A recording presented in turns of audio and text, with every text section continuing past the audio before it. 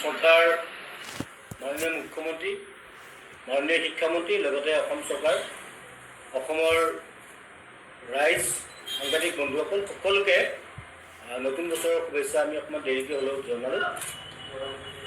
লগতে আগন্তুক যি ভোগালী বিহু এই ভোগালী বিহুৰ শুভেচ্ছা জনালোঁ।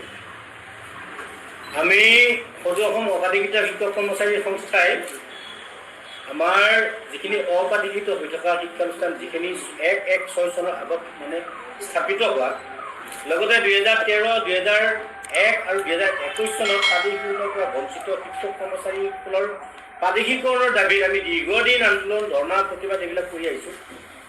সমান্তৰালভাৱে চৰকাৰৰ লগত আলোচনাও কৰি আহিছোঁ। যোৱা জানুৱাৰী মাহৰ 25 অৰ্থাৎ 2025 চনৰ জানুৱাৰী মাহৰ 1 তাৰিখে মাননীয় মুখ্যমন্ত্ৰী মহোদয়ে আমাৰ তেখেতৰ ফেচবুক লাইভ যোগে আমাক এটা ভাল খবৰ দিলে যে তেখেতে 17-18 যিখন পদ প্ৰাদেশিকৰণ আইন এই আইনখনৰ যিবিলাক ধাৰা উপধাৰাই আমাক প্ৰাদেশিকৰণৰ পৰা বঞ্চিত কৰি ৰাখিছে এই ধাৰা উপধাৰাবিলাক তাৰমানে সংশোধন সাপেক্ষে আমাক প্ৰাদেশিকৰণ কৰিছে। এই কথাটো আমি খবৰটো পাই আমি শিক্ষকসকল যথেষ্ট আনন্দিত হৈছিলোঁ।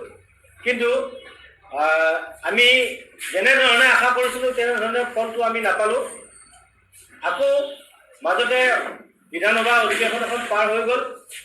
তেখেতৰ কাৰ্যকালৰ অৰ্থাৎ মাননীয় মুখ্যমন্ত্ৰী ডক্টৰ হিমন্ত বিশ্ব শৰ্মা মহোদয়ৰ নেতৃত্বাধীন বিজেপি চৰকাৰখনৰ কাৰ্যকালৰ শেষৰখন যিখন বিধানসভা এই বিধানসভাখনত মাননীয় শিক্ষামন্ত্ৰী ৰমেশ পেগু মহোদয়ে এখন সংশোধনী বিধেয়ক আনিলে শিক্ষা বিষয়ত। এই যিখন আমাৰ পদ প্ৰাদেশিকৰণ আইন এই আইনখনৰ আৰু যিকেইটা ধাৰা উপধাৰা তেওঁ সংশোধনৰ নামত আনিলে আচলতে সেই ধাৰা উপধাৰাকেইটা গীতাই আমাৰ শিক্ষানুষ্ঠান আৰু শিক্ষকসকলক 100% উপকৃত নকৰে। তাতে আচলতে যিবিলাক ধাৰা উপধাৰা সংশোধন কৰিব লাগিছিল সেইবিলাক নকৰি যিবিলাক ধাৰা উপধাৰা সংশোধন কৰিলে হয়তো শিক্ষানুষ্ঠানখন আওতাত আহিব, শিক্ষকসকল বাদ পৰিব। কোনোবা এখন কলেজৰ হয়তো কলেজখন আওতাত আহিছে, তেওঁলোকৰ 80% বা 90% শিক্ষকে প্ৰাদেশিকৰণৰ আওতাত নাহে।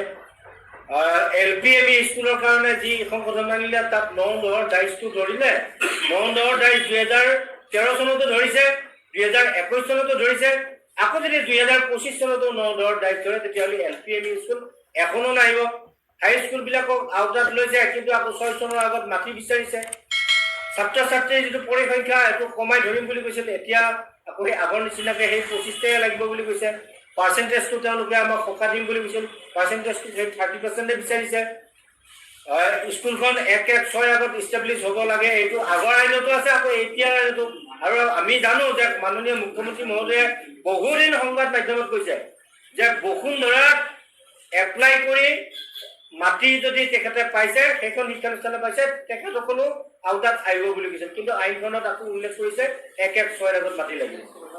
তাৰপিছত শিক্ষকৰ যিটো অভিজ্ঞতা সকলো পৰ্যায়ত শিক্ষকসকলৰ অভিজ্ঞতাৰ ক্ষেত্ৰত আগৰ আইনখনত 6 বছৰ উল্লেখ আছে, কিন্তু এতিয়া তেওঁ তাতে 15 বছৰ কৰিছে, য'ত হয়তো শিক্ষানুষ্ঠানখন আওতাত আহিব, শিক্ষকসকল প্ৰাদেশিকৰণ হ'ব। এনেকুৱা ধৰণৰ এখন সম্পূৰ্ণ আখোৱাপূৰ্ণ এখন বিধেয়ক আনিছে, য'ত আমি আপত্তি কৰিছোঁ, বিভিন্ন ধৰণে আপত্তি কৰিছোঁ। তাৰপিছত শিক্ষামন্ত্ৰী মহোদয়ে বিধানসভাত বিৰোধী দলৰ বিধায়ক বা শাসিত দলৰ বিধায়ক মন্ত্ৰীসকলেও সংশোধনীৰ বিষয়ত তেওঁলোকে বক্তব্য ৰাখিছিল, আমি নিজে আছোঁ তাতে। কিন্তু কাৰো কথা নুশুনি শিক্ষামন্ত্ৰী মহোদয়ে বিধেয়কখন তেনেকৈ পাছ কৰি লৈ গ'ল, কিন্তু এতিয়ালৈকে গেজেট নটিফিকেশ্যন ওলোৱা নাই। কিন্তু আমি আশা কৰিছিলোঁ মাননীয় মুখ্যমন্ত্ৰী মহোদয়ে যেতিয়া পঞ্চায়ত নিৰ্বাচন হৈছিল তেতিয়া কিন্তু তেওঁ গোটেই পঞ্চায়ত নিৰ্বাচনী নিৰ্বাচনৰ যিবিলাক সভা সেইবিলাক ভাষণবিলাকত কৈছিল যে অক্টোবৰৰ 1 অক্টোবৰৰ পিছত হেনো মাননীয় মুখ্যমন্ত্ৰী মহোদয়ে প্ৰতিশ্ৰুতি দি থোৱা যিবিলাক আধৰুৱা কাম তাৰ ভিতৰত এই প্ৰাদেশিকৰণৰ অৱশিষ্ট শিক্ষানুষ্ঠানৰ যিটো প্ৰাদেশিকৰণ এইটো এটা তেখেতে প্ৰতিশ্ৰুতি দি থোৱা এটা কাম। এই কামবিলাক হেনো 120 কিলোমিটাৰ গতিত কামবিলাক আৰম্ভ কৰিব। কিন্তু আমি দেখিছোঁ যে আচলতে ইয়াতে কোনো গতিয়ে নাই। 2025 চনৰ 1 জানুৱাৰীত তেখেতে ঘোষণা কৰিলে, আইন আনিলে। 2025 চনৰ নৱেম্বৰৰ সংশোধনী বিধেয়কখন আনিলে, য'ত কোনো সংশোধনীয়ে নাই, নাম মাত্ৰ সংশোধনী।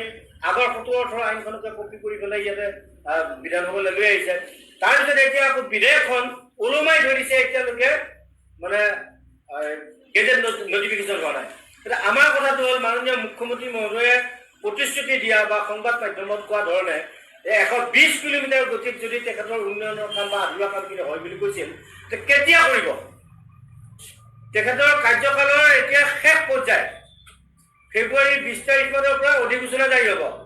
আমি মাননীয় মুখ্যমন্ত্ৰী মহোদয়ক আমি আজি সংবাদ মেল যোগে আমি এটা কথাই প্ৰশ্ন কৰিছোঁ যে তেখেতৰ প্ৰতিশ্ৰুতি ৰক্ষা কৰি 2022 চনত আমাক প্ৰতিশ্ৰুতি দিছিল, সেই প্ৰতিশ্ৰুতি ৰক্ষা কৰি 25 চনৰ 1 জানুৱাৰী দিনাখনে তেখেতে নিজে সংবাদ মাধ্যমত কৈছিল সেই প্ৰতিশ্ৰুতি ৰক্ষা কৰি তেখেতে আমাক কেতিয়া বাৰ্ষিকৰণ কৰিব, এই কথাটোত আচলতে তেখেতে এটা স্পষ্টভাৱে সংবাদ মাধ্যমৰ জৰিয়তে আনুষ্ঠানিকভাৱে মানে আনুষ্ঠানিক কৰিব লাগে বিষয়টো। আৰু এই প্ৰাধিকৰণৰ বিষয়টোৰ সম্পৰ্কত আমি দেখিছোঁ যে মাননীয় মুখ্যমন্ত্ৰী মহোদয়ে মানে এটা নিৰ্দিষ্ট দূৰত অৱস্থান কৰি থাকে। আমি বহুত দিন বহুত আবেদন নিবেদন কৰিছোঁ মুখ্যমন্ত্ৰী মহোদয়ৰ লগত প্ৰত্যক্ষভাৱে আলোচনাৰ কাৰণে, কিন্তু তেখেতে আমাক আলোচনা মানে নামাতে বা আলোচনাৰ কাৰণে তেখেতে আমাক অনুমোদন নিদিয়ে। এতিয়া বহুতবাৰ এনেকুৱা আন্দোলনৰ কাৰ্যসূচী উলিয়াইছোঁ, তেতিয়া আন্দোলনৰ কাৰ্যসূচীত আমাৰ লগত শিক্ষামন্ত্ৰীয়ে আলোচনা কৰে আৰু শিক্ষামন্ত্ৰী মহোদয়ে কয় যে মাননীয় মুখ্যমন্ত্ৰী মহোদয়ে মোক আলোচনা কৰিব দিছে, কিন্তু আলোচনাবিলাক নিৰৰ্থক। শিক্ষামন্ত্ৰী মহোদয়ে আমাৰ লগত যিমান দিন অৰ্থাৎ 2000 তেখেতৰ কাৰ্যকালৰ শিক্ষামন্ত্ৰীত্বৰ কাৰ্যকালত আমাৰ লগত কিমান আলোচনা কৰিছে লেখ যোগ নাই। আৰু এনেকুৱা ধৰণৰ আলোচনাবিলাকত তেওঁ দিয়া যিবিলাক শিক্ষামন্ত্ৰী মহোদয়ে দিয়া যিবিলাক প্ৰতিশ্ৰুতি তাৰ এটাও তেওঁ ৰক্ষা কৰা নাই, এই যিখন সংশোধনী বিধেয়ক। গতিকে আমি আহ্বান জনাইছোঁ, আমাৰ কেইটামান দাবী আছে, এই দাবীকেইটা আজি আমি আকৌ সংবাদ মাধ্যমযোগে সদৰি কৰিব বিচাৰিছোঁ। প্ৰথম কথাটো হ'ল 1 জানুৱাৰী 2006 চনৰ আগতে মাটি থকা যিটো আইনত উল্লেখ কৰিছে এতিয়া সংশোধনী আইনখনত, তাৰ বিপৰীতে বসুন্ধৰা আঁচনিৰ জৰিয়তে মাটি 2025 চন পৰ্যন্ত যদি মাটি নামজাৰি হৈছে তেতিয়াহ'লে সেই শিক্ষানুষ্ঠানখনক আওতাত ল'ব লাগে। শিক্ষকৰ নিযুক্তিৰ যিটো তাৰিখ, পূৰ্বৰ যিটো তাৰিখ আছিল যে 31/12/2010 হ'লে আইনত উল্লেখ থকা ধৰণে 6 বছৰৰ অভিজ্ঞতা নহয়, অভিজ্ঞতাটো 15 বছৰ হয়। গতিকে আইনত যিহেতু 6 বছৰৰ কথা উল্লেখ আছে শিক্ষকৰ অভিজ্ঞতাৰ কথা, সেই হিচাপত 31/12/2019 কৰিব লাগে আমাৰ শিক্ষকৰ নিযুক্তিৰ তাৰিখটো। শিক্ষকৰ ডাইচ কোডটো যিটো 9 দহৰ ডাইচ ধৰিছে LPME কাৰণে, এইটো আচলতে ৰেহাই দিব লাগে। ৰেহাই দি 18-19ৰ ডাইচক মান্যতা দি LPME অৰ্থাৎ প্ৰাথমিক পৰ্যায়ৰ শিক্ষানুষ্ঠানখিনি বাৰ্ষিকৰণে আওতাত ল'ব লাগে। ছাত্ৰ ছাত্ৰীৰ যিটো সংখ্যা, এই সংখ্যাটো সৰ্বস্তৰত মাননীয় শিক্ষামন্ত্ৰী মহোদয়ে আমাক তেখেতে এদিন উইনিংলি আমি একো নকওঁতে তেখেতে কৈছিল যে 5জনকে ছাত্ৰ ছাত্ৰী আপোনালোকক ৰেহাই দিয়া হ'ব। গতিকে সৰ্বস্তৰত কলেজৰ পৰা একদম LP স্কুললৈকে প্ৰতিটো স্তৰতে প্ৰতিটো পৰ্যায়ৰ শিক্ষানুষ্ঠানক 5জনকে ছাত্ৰ ছাত্ৰী ৰেহাই দিব লাগে। আৰু যিটো আমাৰ 5%ৰ হাৰ, এইটো হাইস্কুলৰ ক্ষেত্ৰত আচলতে 30% কৰিছে, এই 30% কমাব লাগে। এই ক্ষেত্ৰত আমি সংস্থাৰ ফালৰ পৰা মাননীয় শিক্ষামন্ত্ৰী মহোদয়ক আমি বহুদিন আহ্বান জনাইছিলোঁ যে 2015 চনৰ পৰা 2025 চনলৈ এই 10 বছৰৰ ভিতৰত যিকোনো 3টা বছৰৰ মানে বেছ যিটো এইটো ল'ব লাগে। যিকোনো 3 বছৰ ধৰি ছাত্ৰ ছাত্ৰীৰ যিটো সংখ্যা আৰু 5%টো ল'ব লাগে, যিকোনো বেছ 3 ইয়াৰ্ছ। 2001, 2013 আৰু 2021 চনত প্ৰাদেশিকৰণৰ পৰা বঞ্চিত যিসকল শিক্ষক কৰ্মচাৰী আছে তাৰ ভিতৰতো আমি আমাৰ দৃষ্টিগোচৰ হৈছে যে আমাৰ মাজৰ পৰাই কিছুমান ড্ৰপ শিক্ষক ওলাই গৈ এটা ড্ৰপ সন্থা খুলিছে আৰু তেওঁলোকে এতিয়া শেহতীয়াকৈ যিখিনি ড্ৰপৰ বঞ্চিত শিক্ষক বিদ্যালয়ৰ লগত কোনো সহযোগ নাই, 13 চনতে বঞ্চিত হৈছিল, বিদ্যালয়ত যোৱা নাই, কোনোবাই হয়তো 21 চনত বঞ্চিত হৈছিল, বিদ্যালয়ত যোৱা নাই, তাৰে একাংশই চৰকাৰৰ ওচৰত এককালীন সাহায্যৰ দাবী কৰিছে। আমি তাতে দ্বিমত কৰা নাই, কিন্তু বহু শিক্ষক আমাৰ সদৌ অসম অবাধিকৃত শিক্ষক কৰ্মচাৰী সংস্থাৰ লগত আছে, সেয়া LP পৰা কলেজ পৰ্যায়লৈকে। বিশেষকৈ কলেজৰ 4 নম্বৰ পোষ্টৰ শিক্ষক আছে, যে তেওঁলোকৰ শিক্ষকখিনিক এনেকুৱা কৰা হৈছে যে 4 নম্বৰ পোষ্টটো যদি নিযুক্তি নিদিয়ে তেতিয়াহ'লে সেই ছাবজেক্টটোৰ